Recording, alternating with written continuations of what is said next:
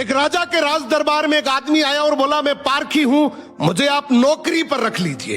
राजा बोला, नौकरी पे तो रख लूंगा, पर तनख्वाह 1 रुपए नहीं दूंगा, सिर्फ 1 पाव गुड़ और घुंघरे मिलेंगे। पारखी बोला, ठीक है हुजूर। कुछ ही दिन बाद राजा एक घोड़ा खरीद कर लाए।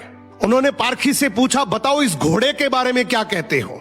पारखी बोला, हुजूर ये घोड़ा है ही नहीं, ये तो गाय है। राजा चौंक गए। उन्होंने घोड़े बेचने वाले को बुलाया। उसने कहा, साहब बात तो सही है तो घोड़ा ही, लेकिन बचपन में ही इसकी मां मर गई थी, इसे गाय का दूध पिलाया गया था, इसलिए इसकी आदतें गाय जैसी हैं। राजा ने हैरानी से पारखी से पूछा, तुम्हें यह सब कैसे पता चला। पारखी बोला, हुजूर जब ये चल रहा था तो नीचे मुंह झुकाकर घास खा रहा था, घोड़ा हमेशा ऊपर गर्दन उठाकर खाता है, मैंने इसकी आदतों से पहचाना। राजा खुश होकर बोले, आज से तुम्हें आधा किलो गुड़ और आधा किलो घुंघरे मिलेंगे। कुछ दिन बाद राजा ने फिर पूछा, मेरी रानी कैसी है, बहुत प्रिय है मुझे। पारखी बोला, हुजूर आपकी रानी खानदानी नहीं है। राजा को विश्वास नहीं हुआ। उन्होंने ससुराल जाकर पूछा, वहां दादी ने बताया, बचपन में इसकी मां गुजर गई थी, पाला तो मैंने है, मगर दूध इसे दाई मां ने पिलाया है। राजा ने पारखी से फिर पूछा, रानी के बारे में तुझे कैसे पता।